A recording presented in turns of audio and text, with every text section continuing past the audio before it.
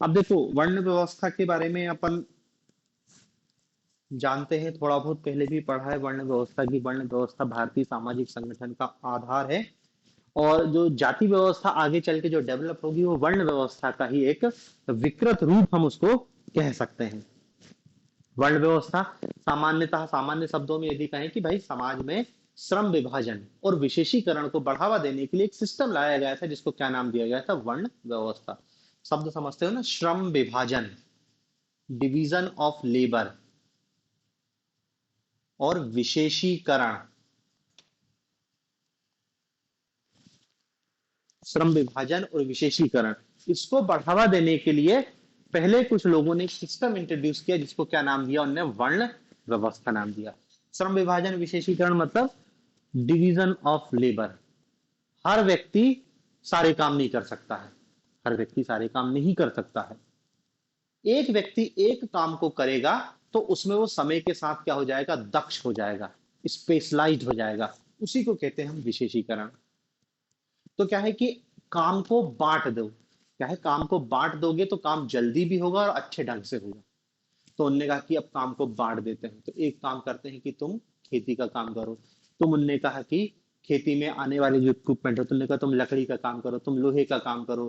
तुम, उनने कहा कि माली बन जाओ। तुम, उनने कहा कि ये, तो जितने भी समाज में जो भी आवश्यकता की चीजें थी, सब अलग अलग व्यक्तियों को बांट दी गई।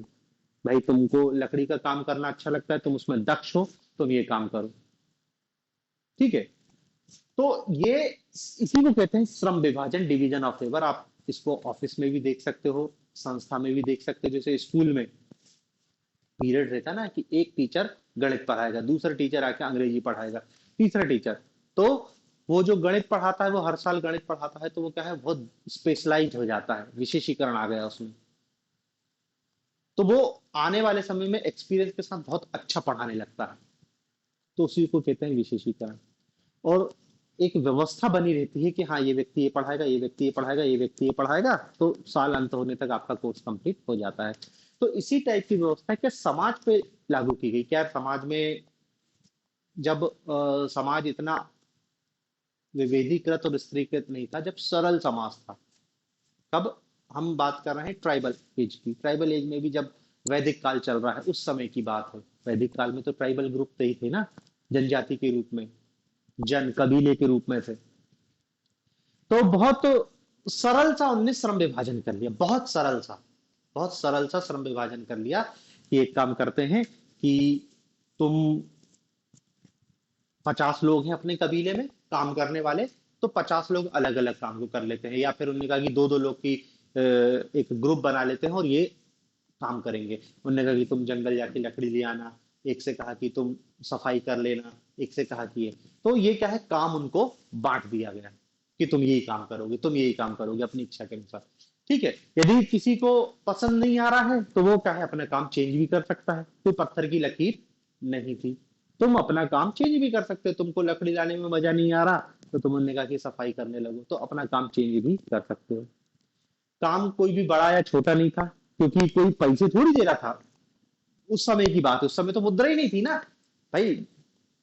वैदिक काल याद करो, गाय, गाय को चराना, बस वही जीवन था, और कुछ नहीं था। खेती बाड़ी भी नहीं थी उस समय तो उन्हीं चीजों की व्यवस्था करने के लिए श्रम विभाजन किया गया। तो कोई काम ना तो बड़ा था, कोई काम छोटा, ना कोई काम ऊंचा, ना कोई काम नीचा। क्योंकि ऊंच नीच तो तब आएगी जब क्या है, उस व्यक्ति को पैसे दिए जाएंगे कि यार इस काम के लिए इतना पैसा है, तो जिसको जितना ज्यादा पैसा मिल रहा है, उसको उतना ज्यादा सम्मान मिल रहा। महत्वपूर्ण जैसा कुछ भी नहीं था, एक नॉर्मल टाइप का डिवीजन ऑफ लेबर था। तो उसी को कह रहे हैं हम वर्ण व्यवस्था। वैदिक काल में हमको, उत्तर वैदिक काल में वर्ण व्यवस्था दिखाई देती है। ऋग्वेद का पुरुष सूक्त, अभी उत्पत्ति देखेंगे उसकी। ऋग्वेद के पुरुष 10वें मंडल के पुरुष सूक्त में हमको वर्ण व्यवस्था की सबसे पहले चर्चा दिखाई देती है। ठीक है। तो ये एक सामाजिक व्यवस्था थी जो श्रम विभाजन और विशेषीकरण को लागू करने के लिए लाई गई थी। और समाज में एक व्यवस्था रहे, मतलब देखो ये सब व्यवस्था के अंग की समाज में व्यवस्था बनी रहे, इसलिए हम प्राचीन काल में क्या है, एक वर्ण व्यवस्था नामक सिस्टम को इंट्रोड्यूस किया गया। ठीक है। अब हमको इसी को देखना है कि ये वर्ण व्यवस्था क्या होती है, इसकी उत्पत्ति कैसे होती है, इसके क्या पॉजिटिव पॉइंट है, इसके क्या नेगेटिव पॉइंट है, ये सारी चीजों को हमको देखना है। तो इसमें देखो, सबसे पहले अपन लिखते हैं इसका, सबसे पहले शाब्दिक अर्थ लिखो। शाब्दिक अर्थ।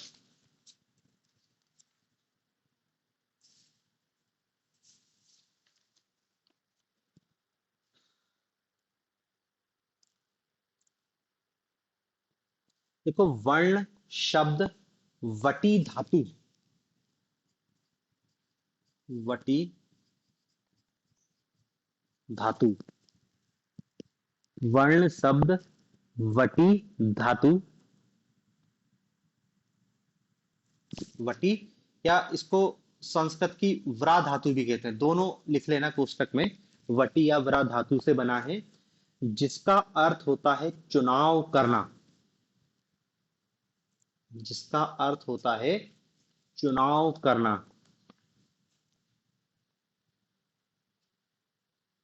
जिसका अर्थ होता है चुनाव करना।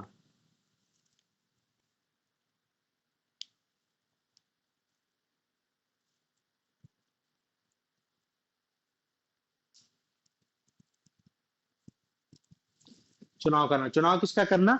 व्यवसाय का चुनाव करना। लिख लेना कि व्यवसाय को चुनने में योगदान देती है ये व्यवस्था, व्यवसाय के चयन करना। तो ले दे के व्यवसाय का चयन करना ही है वर्ण व्यवस्था।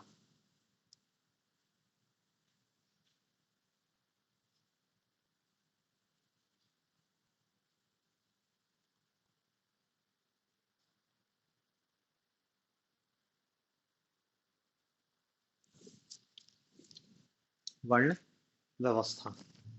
अब लिखो इस वर्ण व्यवस्था की उत्पत्ति, वर्ण व्यवस्था की उत्पत्ति।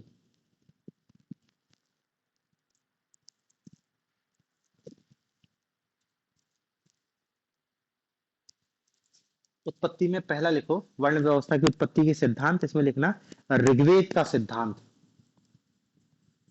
ऋग्वेद का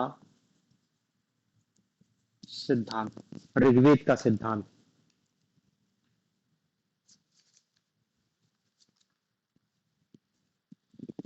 देखो, ऋग्वेद के 10वें मंडल के पुरुष सूक्त में सर्वप्रथम वर्ण व्यवस्था का उल्लेख हुआ है।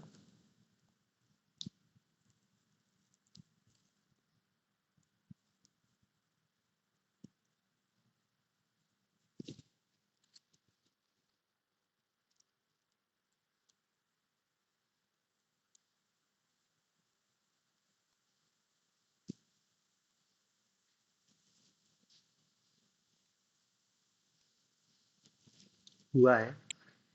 इसके अनुसार वर्ण व्यवस्था की उत्पत्ति ईश्वरीकृत मानी गई है। इस सिद्धांत के अनुसार वर्ण व्यवस्था की उत्पत्ति ईश्वरीकृत मानी गई है।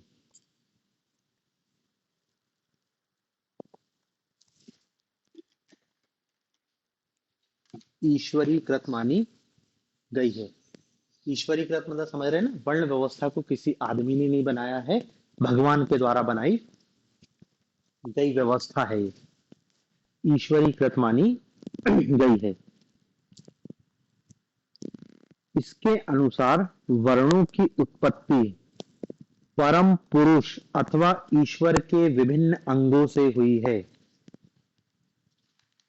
परम पुरुष अथवा ईश्वर के विभिन्न अंगों से हुई है।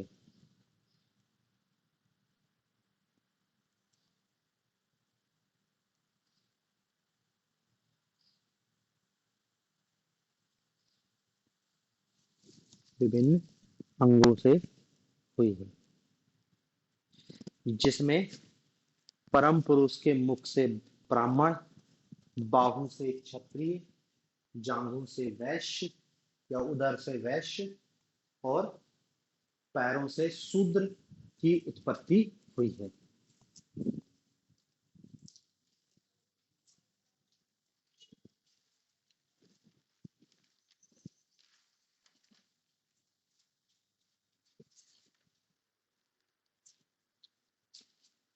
ठीक है ना, सब जानते हैं पहले से ही वर्ण व्यवस्था के संदर्भ में अपन पढ़ा है पहले भी।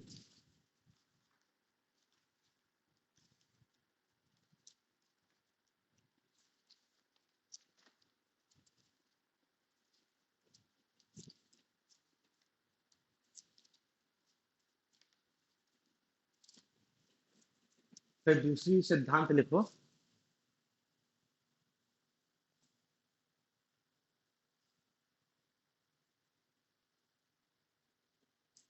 उपनिषदों का उपयोगितावादी सिद्धांत।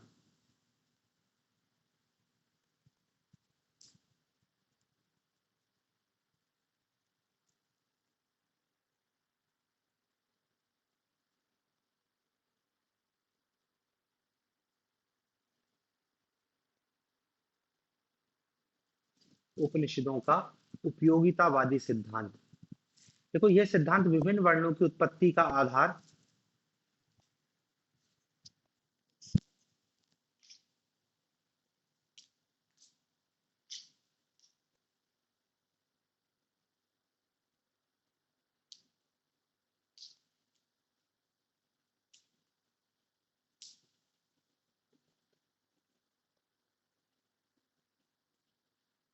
विभिन्न वर्णों की उत्पत्ति का आधार उनके द्वारा की जाने वाली कुछ विशेष प्रकार की सेवाओं को मानता है। उनके द्वारा की जाने वाली कुछ विशेष प्रकार की सेवाओं को मानता है।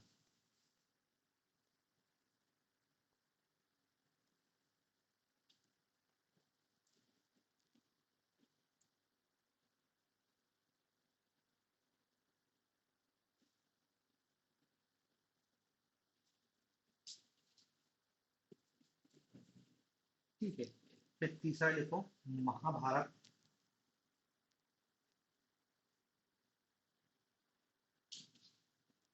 महाभारत का सिद्धांत, या इसको रंग सिद्धांत भी कहते हैं।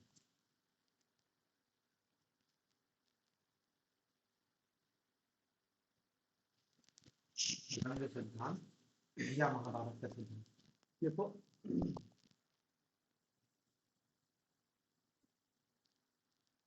देखो, भृगु ऋषि के अनुसार परम पुरुष, मतलब वही परम पुरुष ब्रह्मा, परम पुरुष ने पहले केवल ब्राह्मणों की रचना की थी।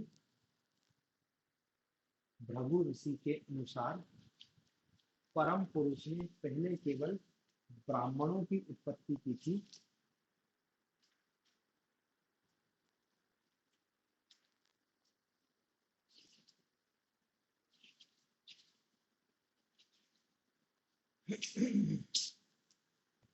फिर कालांतर में उनको 4 वर्णों में विभाजित कर दिया।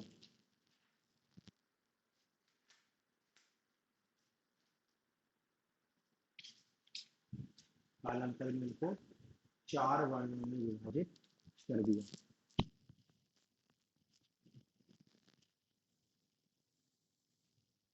विभाजन रंगों के आधार पे किया गया,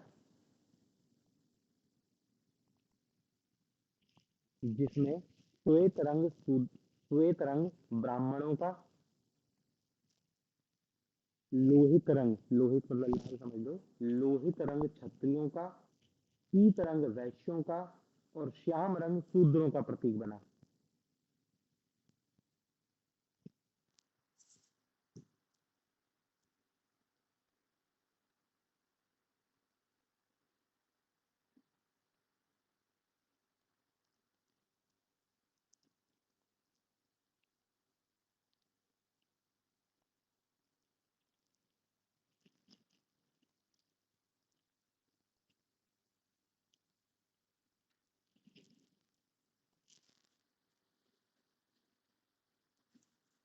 ठीक है, ये रंग सिद्धांत। अगला लिखना कर्म सिद्धांत। अगला लिखो कर्म सिद्धांत।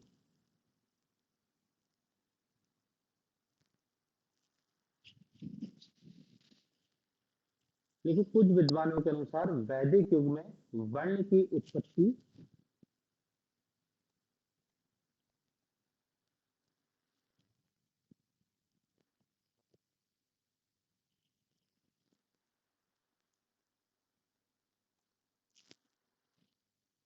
वैदिक युग में वर्ण की उत्पत्ति समाज की मूलभूत आवश्यकताओं को ध्यान में रखकर किया गया।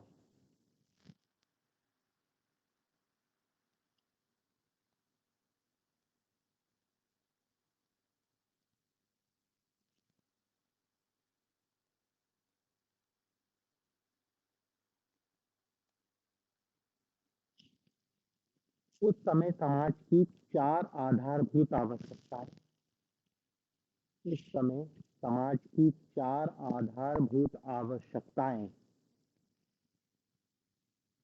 चार आधारभूत आवश्यकताएं। पहला लिखना, पठन पाठन, धार्मिक तथा बौद्धिक कार्यों की पूर्ति। पठन पाठन,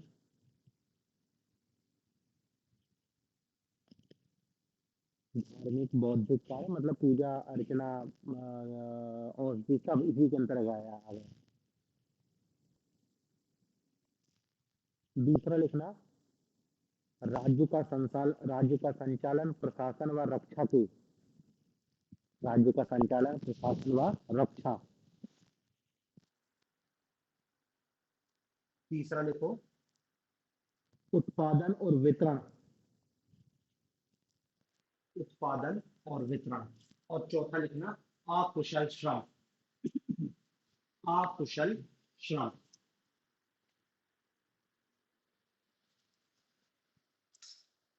अकुशल श्रम।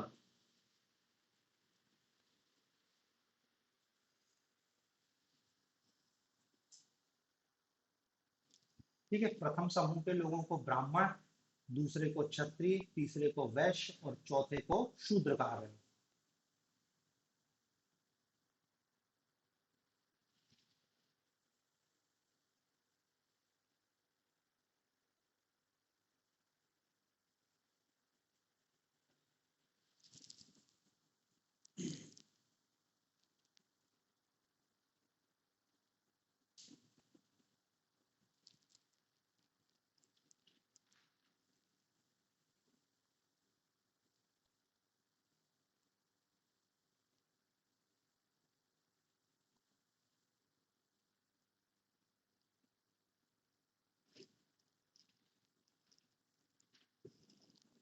ठीक है, अगला सिद्धांत लिखना, गुण सिद्धांत।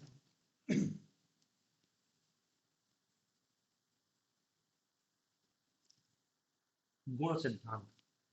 देखो, इस सिद्धांत के अनुसार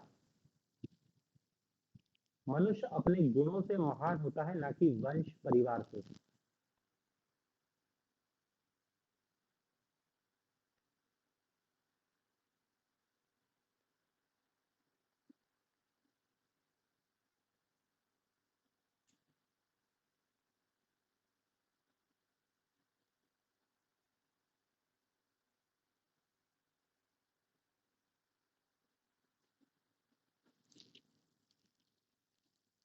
गीता में तीन गुण, सत्व, रज एवं तम का उल्लेख है।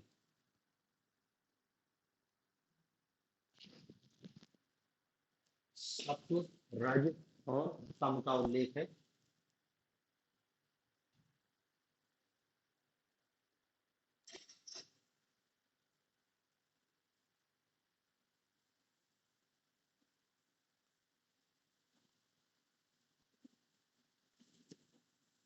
स्वभाव से अर्जित, स्वभाव, स्वभाव से संबंधित, ऐसे लिखना, स्वभाव से संबंधित व अर्जित गुणों के आधार पर,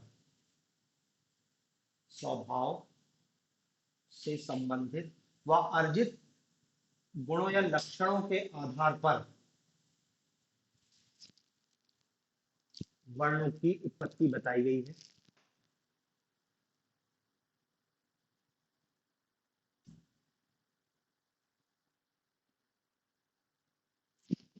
बताई गई है, जैसे रज गुण प्रधान ब्राह्मण, रज गुण प्रधान ब्राह्मण, ये सॉरी, रज नहीं, इसको नहीं लिखना, सत्व, सत्व रजतम है ना, सबसे अच्छा तो सत्व गुण होता है। तो सत्व गुण प्रधान व्यक्ति ब्राह्मण वर्ण में हो जाएगा। फिर रज गुण प्रधान व्यक्ति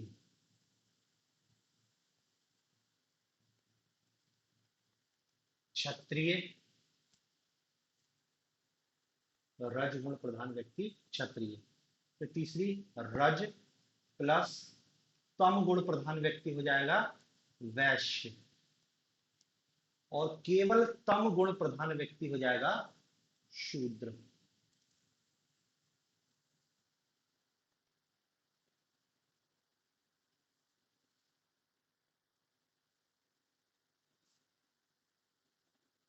ठीक है ना।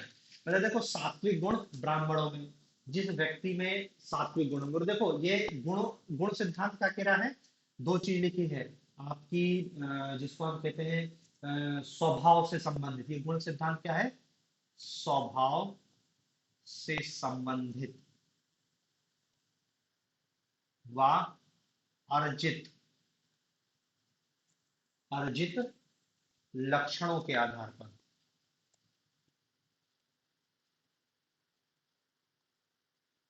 मतलब देखिए ये बात मेन है जो वर्ण व्यवस्था में गुण सिद्धांत क्या कहना चाह रहा है। गुण सिद्धांत कह रहा है कि हर व्यक्ति का स्वभाव अलग अलग होता है। स्वभाव मतलब समझ रहे हैं, इसकी इसको प्रवृत्ति कहते हैं। हर व्यक्ति का स्वभाव अलग अलग होता है, और ये स्वभाव जैसा रहता है उसी दिशा में व्यक्ति आगे बढ़ता है। और अर्जित लक्षण मतलब वो कुछ अर्जित करता है, जैसे किसी, अब देखो हर व्यक्ति की प्रवृत्ति अलग होती है, हर व्यक्ति का स्वभाव अलग होता है। व्यक्ति एक ही स्कूल में पढ़ेगा, एक जैसे एजुकेशन हासिल करेगा, लेकिन देखेंगे कि एक व्यक्ति पढ़ने में बहुत अच्छा है, वो पढ़ता है हमेशा, बहुत ज्यादा उसको पढ़ने का शौक है, वो पढ़ता है, पढ़ने में भी अच्छा है, स्कूल कॉलेज, और वो फिर उच्च शिक्षा में चला जाता है, वहां पे भी अच्छा पढ़ता है और अपना एक अच्छा कैरियर बनाता है।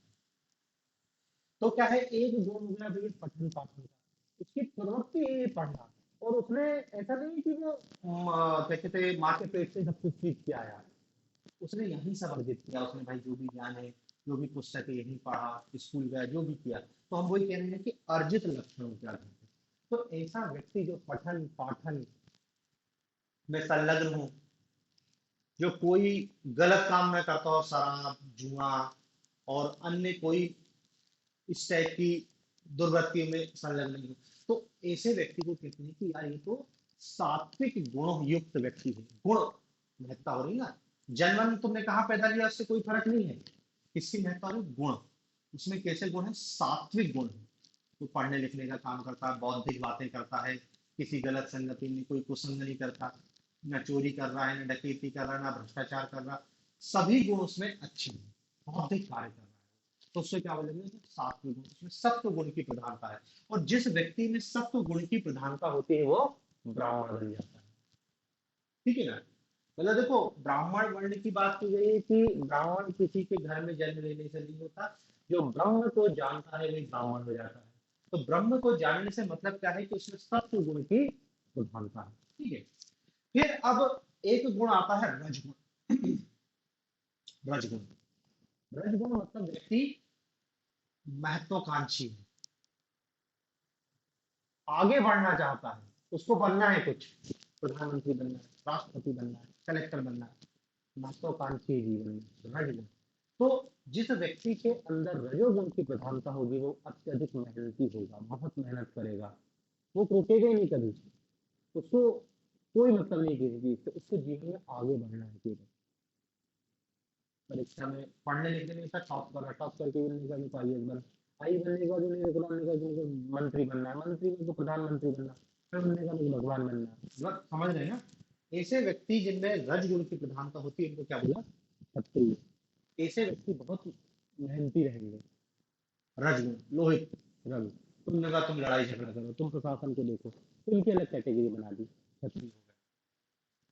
फिर एक वर्ग रहेगा जिसमें क्या है, रज और तम गुण की मिक्स रहेगा। तमोगुण क्या होता है, तमोगुण थोड़ा सा आलसी प्रवृत्ति का होता है, व्यक्ति कुछ नहीं करना चाहता, खाने को मिल जाए कोई मतलब नहीं है, ना तो कोई स्किल सीखना, ना पढ़ने लिखने से कोई मतलब नहीं है।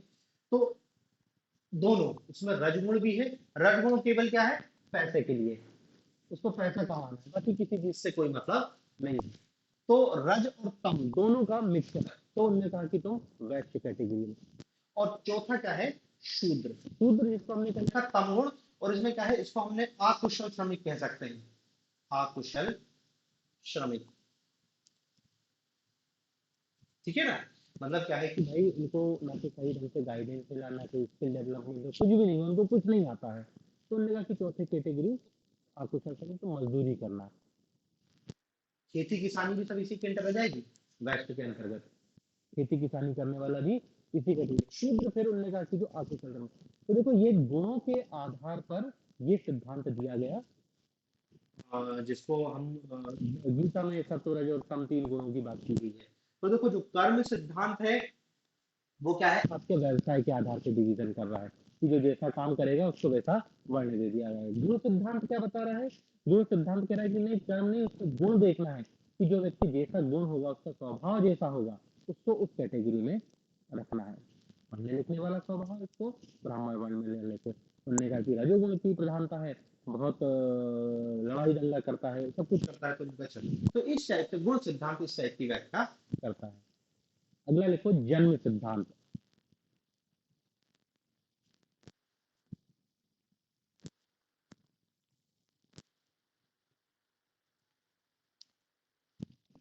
जन्म सिद्धांत देखो, वर्णों की उत्पत्ति जन्म से भी मानी गई है।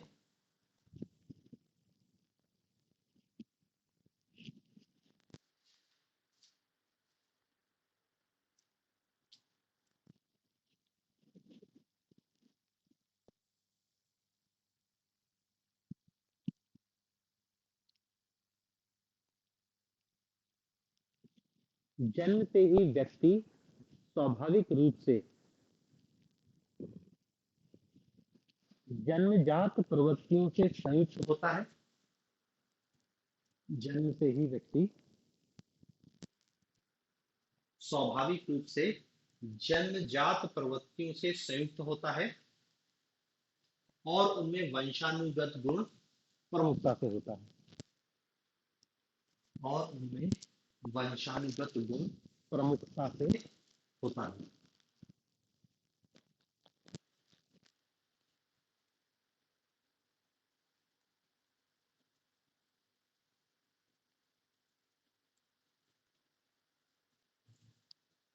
ठीक है, तो मतलब देखो, वही जो जाति व्यवस्था वाला सिद्धांत होता है कि भैया जो जिस वर्ण में जन्म लेगा उस वर्ण का सदस्य होगा।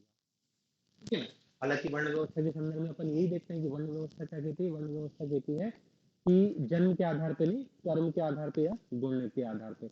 हमको ऋग्वेद में भी जो दिखाई दी है वर्ण व्यवस्था, वो कर्म आधारित दिखाई देती है। कि ऋग्वेद में एक लाइन मिलती है जिसमें एक व्यक्ति कहता है, ऋग्वेद में एक ऋषि कहता है कि मैं एक कवि हूँ, मेरे पिता वैद्य है, मेरी माता अन्न पीसने वाली है। मतलब समझे ना, खुद का, पिता का, माता का, तीनों का वर्ण अलग अलग हो गया। तीनों का वर्ण उसने अलग बोल दिया। क्या बोला कि मैं कवि हूँ, मेरे पिता वैद्य है, और मेरी माँ आटा पीसने वाली है। तीनों का वर्ण अलग अलग हो गया। तो देखो, ये वर्ण व्यवस्था की उत्पत्ति के सिद्धांत है।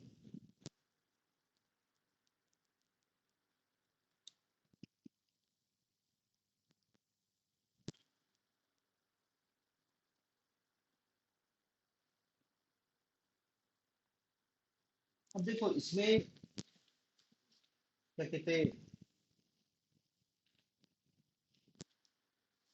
वर्ण व्यवस्था में जो चार वर्ण है, ब्राह्मण क्षत्रिय शूद्र वैश्य, यदि चारों वर्णों का काम पूछ लो तो आप बहुत आसानी से बता सकते हो, मुझे लिखवाने की जरूरत नहीं है कि भैया यदि पूछे कि जो वर्ण व्यवस्था है उस वर्ण व्यवस्था में वर्णों के कर्तव्यों को बताइए, तो भाई ब्राह्मण है तो ब्राह्मण का काम क्या है? पठन पाठन, पूजा पाठ, पूजा पाठ करना, सात्विक गुणों को धारण करना, दान दक्षिणा, हिंसा नहीं करना, त्याग करना, ये जो अच्छी अच्छी बातें हैं जो साधु सन्यासियों को बताई जाती है, वो ब्राह्मण। क्षत्रियों में भी ऐसा ही है कि भाई जो रक्षा करना, शासन चलाना, ये सब है। फिर वैश्य में वही है, उत्पादन और वितरण का कार्य, और शूद्र फिर सबकी सेवा करना। तो इसको अपन को लिखने की जरूरत नहीं है कि चारों वर्ण के अलग अलग क्या काम है। हम तो क्या है, इसमें वर्ण व्यवस्था के प्रकार और दुष्कार्य को देख लेते हैं।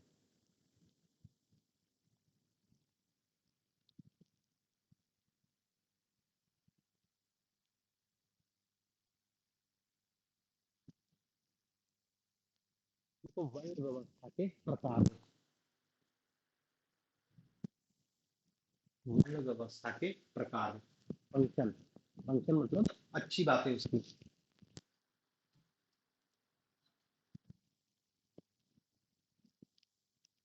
ये तो प्राचीन काल से ही वर्ण व्यवस्था भारत में सामाजिक स्तरीकरण,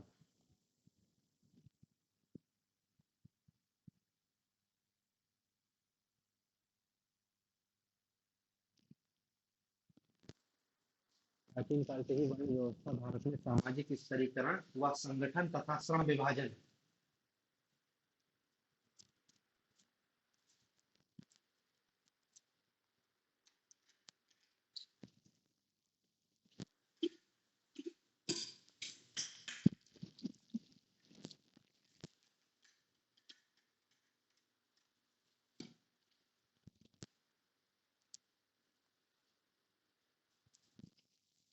सामाजिक स्तरीकरण व संगठन तथा श्रम विभाजन की एक परंपरागत पद्धति रही है।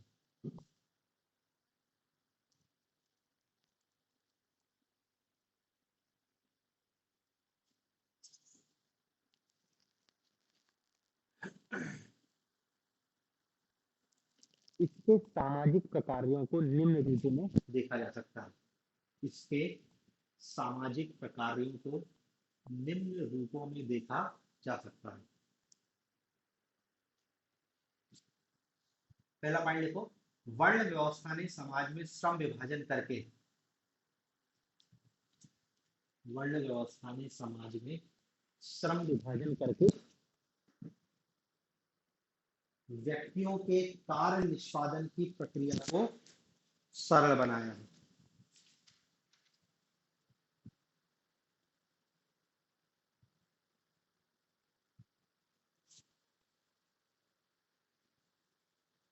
वर्ण व्यवस्था ने समाज में श्रम का विभाजन करके व्यक्तियों के कार्य निष्पादन की प्रक्रिया को सरल बनाया है ताकि संपूर्ण समाज की कुशलता बनी रहे।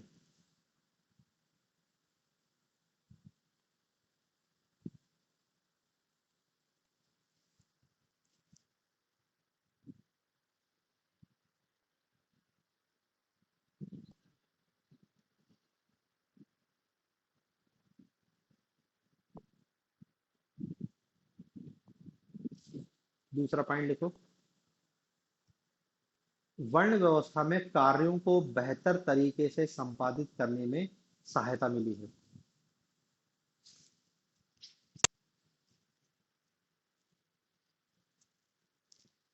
वर्ण व्यवस्था से कार्यों को बेहतर तरीके से संपादित करने में सहायता मिली है और अनावश्यक व्यावसायिक प्रतिस्पर्धा पर रोक लगाना संभव हुआ है।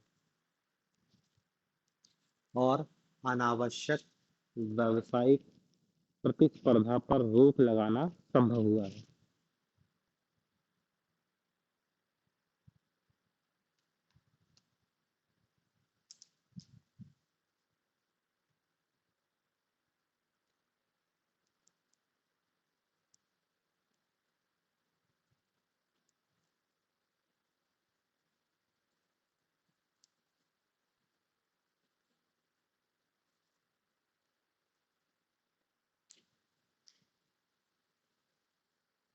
तीसरा देखो, इसने पारस्परिक निर्भरता को बढ़ाकर सामाजिक संगठन को मजबूत बनाया है।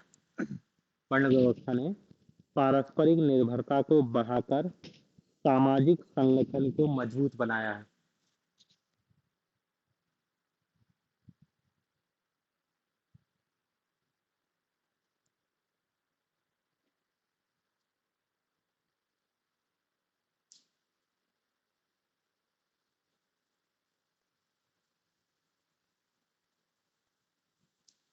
फिर अगला पॉइंट लिख लेना, वर्ण व्यवस्था ने व्यक्ति के कार्यों का निर्धारण करके, वर्ण व्यवस्था ने व्यक्ति के कार्यों का निर्धारण करके व्यक्ति को मानसिक द्वंद्व से मुक्त किया है।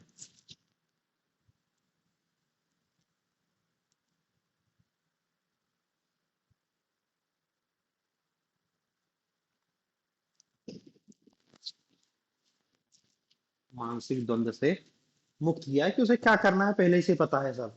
ठीक है, तो ये उसके प्रकार हो गए। उसके यदि वर्ण व्यवस्था का महत्व पूछे, वर्ण व्यवस्था की विशेषता, अच्छी बात पूछे, तो यही लिखना है। अब लिखो, वर्ण व्यवस्था के दुष्प्रकार,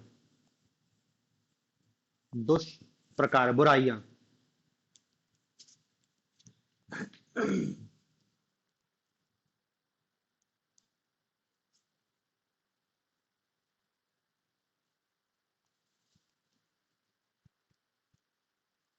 देखो, ये जन्म पर आधारित व्यवस्था के रूप में विकसित होकर, यह है जन्म पर आधारित व्यवस्था, पुस्तक में लिख लेना, जाति व्यवस्था के रूप में विकसित होकर, जन्म पर आधारित व्यवस्था, पुस्तक में लिख लेना, जाति व्यवस्था के रूप में विकसित होकर अनेक रूढ़ियों और सामाजिक शोषण को वैधता प्रदान करता है।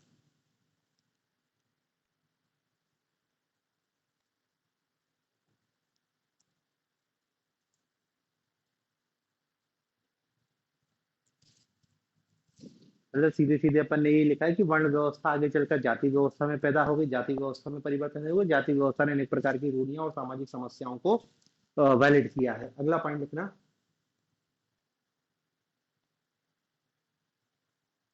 देखो यह कार्यों को, यह कार्यों को कोष्टक में लिख लेना वर्ण संबंधी, यह कार्यों को, और कोष्टक में क्या लिखोगे, वर्ण संबंधी, मतलब वर्ण संबंधी कार्यों को धर्म से संबंधित करके, धर्म से संबंधित करके, कोष्टक में लिख लेना वर्ण धर्म के रूप में,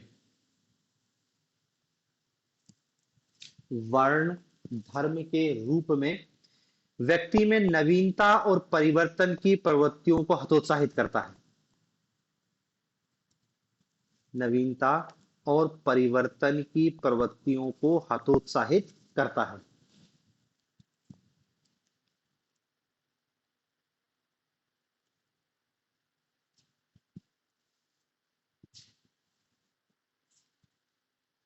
हतोत्साहित करता है। समझ रहे हैं ना भाई? देखो एक तो वर्ण व्यवस्था आगे चल के जाति व्यवस्था में कन्वर्ट हो गई, जो जन्म आधारित थे और हर टाइप के शोषण को जस्टिफाई किया गया। ये वर्ण को ही आगे चल के जो हमको भारतीय जो हिंदू साहित्य, खासकर ब्राह्मण साहित्य दिखाई देता है, उसमें क्या है, प्रत्येक वर्ण को उसका जो कर्तव्य था वही उसका धर्म बता दिया गया, कि तुम अपने वर्ण से संबंधित कार्यों को कर रहे हो तो तुम अपने धर्म का पालन कर रहे हो। तुम ब्राह्मण वर्ण में पैदा हुए तो तुम्हारा काम है ब्राह्मण से संबंधित जो कार्य बताया गया।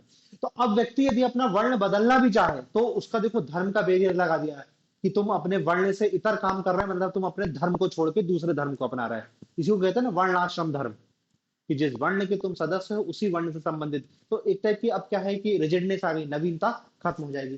फिर अगला पॉइंट लिखना। इसमें श्रम व धन का असमान वितरण होता है।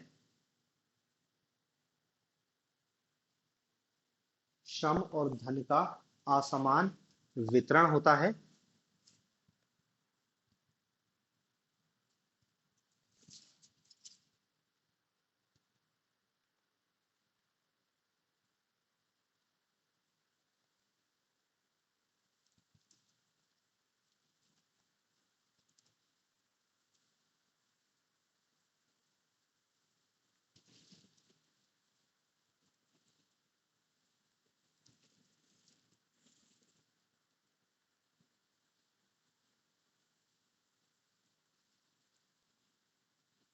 क्या लिखा है? इसमें श्रम व धन का असमान वितरण होता है और यह मानवतावादी आदर्शों के प्रतिकूल है। यह है मानवतावादी आदर्शों के प्रतिकूल है।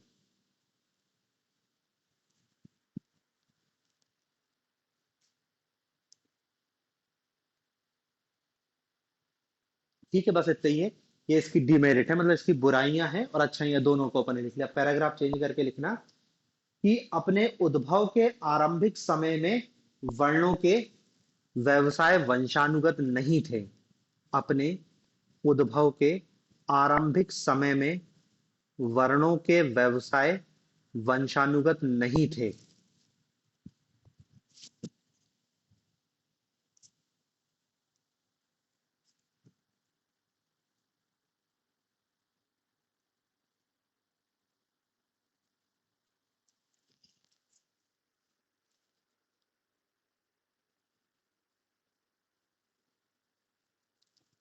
उनको ना केवल व्यवसाय में परिवर्तन की छूट थी, बल्कि व्यक्ति अपनी बुद्धि और गुण का उपयोग करके अपनी परिस्थिति को भी ऊपर उठा सकता था। उनको ना केवल व्यवसायों में परिवर्तन की छूट थी, बल्कि कोई व्यक्ति बुद्धि और गुण का उपयोग कर अपनी परिस्थिति को भी ऊपर उठा सकता था।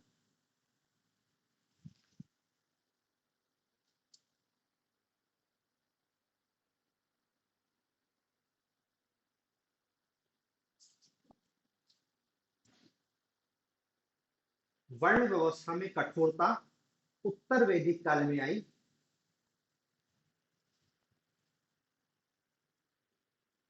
वर्ण व्यवस्था में कठोरता, उत्तर वैदिक काल में आई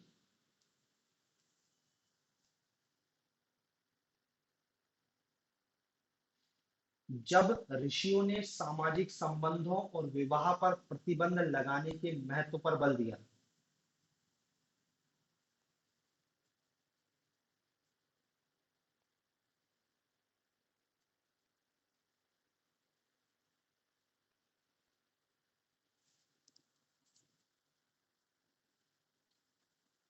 जब ऋषियों ने सामाजिक संबंधों और विवाह पर प्रतिबंध लगाने के महत्व पर बल दिया।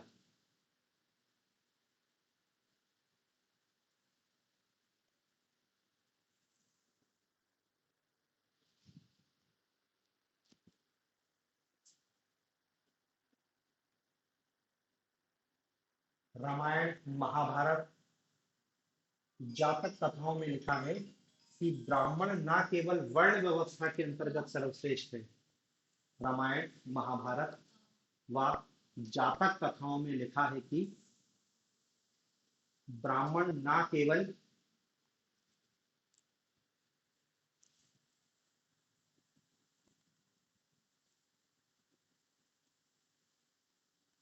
वर्ण व्यवस्था के अंतर्गत सर्वश्रेष्ठ थे, बल्कि उनके पास संपत्ति और सत्ता भी थी।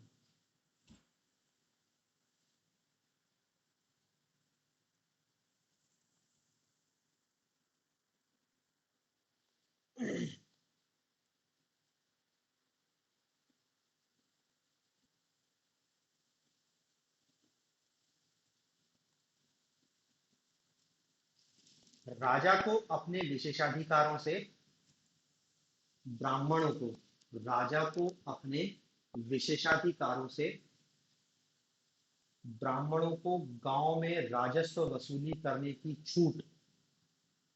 राजा को अपने विशेषाधिकारों से ब्राह्मणों को गांव में राजस्व वसूली करने की छूट या कर मुक्त जमीनें देने का अधिकार था। या कर मुक्त जमीनें देने का अधिकार था।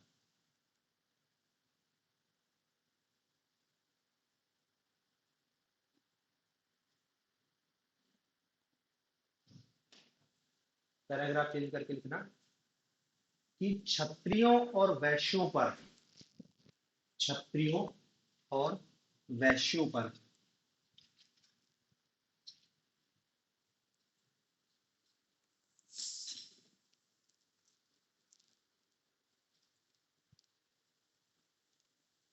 वर्ण का वंशानुगत आधार लागू नहीं होता था।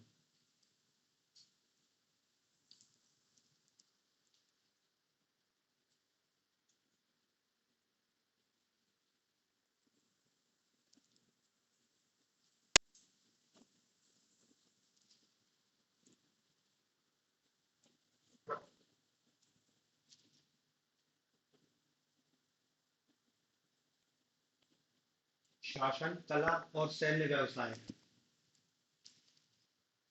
शासन कला और सैन्य व्यवसाय एक समूह तक सीमित नहीं थे। एक समूह तक सीमित नहीं थे।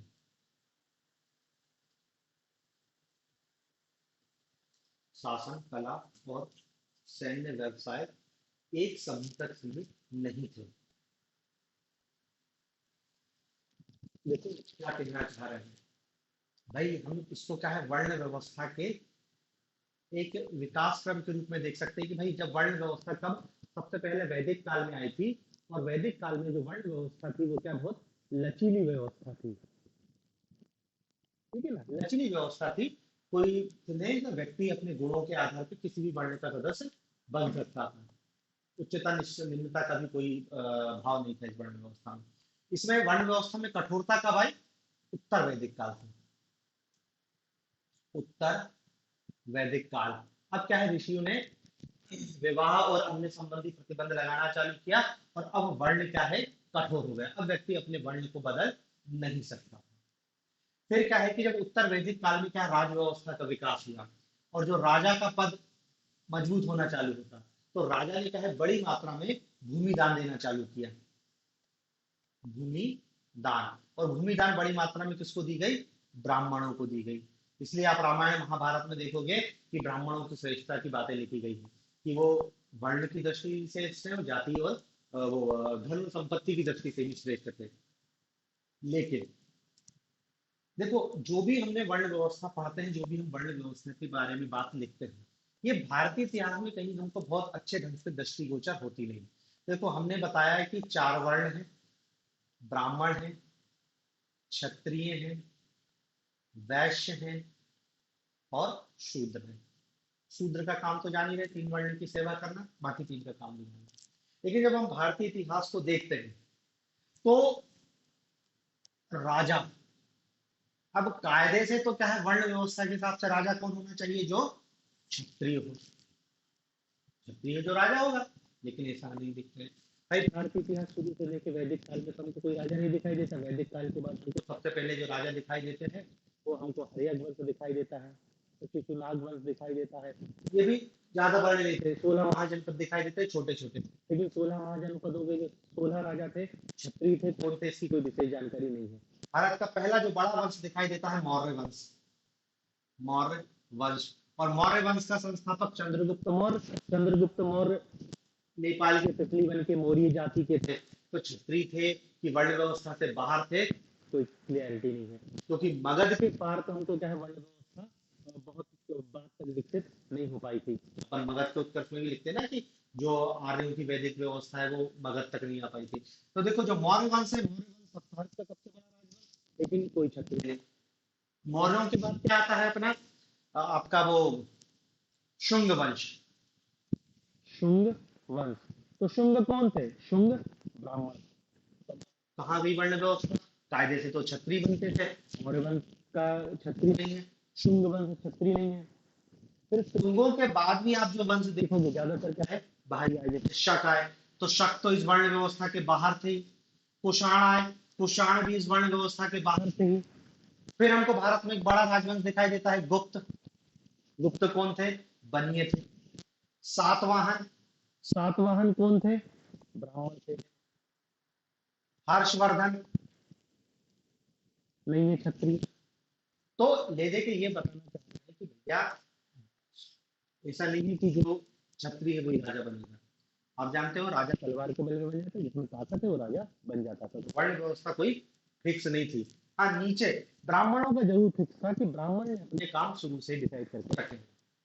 बाकी देखो, तीन शब्द लिखा है कि शासन, कलम और सैन्य, इसमें कोई फिक्स नहीं था, कोई कभी भी ऊपर नीचे हो सकता था। ठीक है ना? तो ये वर्ण व्यवस्था। और रही बात वर्तमान की, तो देखो अब तो वर्ण व्यवस्था का कोई अस्तित्व नहीं है, तो जाति व्यवस्था का ही अस्तित्व है। तो जब अपन जाति व्यवस्था को पढ़ेंगे तब फिर से वर्ण व्यवस्था की थोड़ी सी चर्चा करेंगे, क्योंकि जाति और वर्ण में अंतर आपको पता होना चाहिए। अभी के लिए अपना वर्ण व्यवस्था इतना ही है। तीन ही क्वेश्चन बनेंगे। 3 नंबर में पूछेंगे वर्ण व्यवस्था क्या है, वर्ण व्यवस्था की उत्पत्ति के सिद्धांत या सिद्धांत से अलग थे, या फिर वर्ण व्यवस्था के प्रकार और दुष्कार, बस इतने ही क्वेश्चन बनेगा। ठीक है, तो ये हमारी वर्ण व्यवस्था कंप्लीट होती है। आगे आप कल देखेंगे।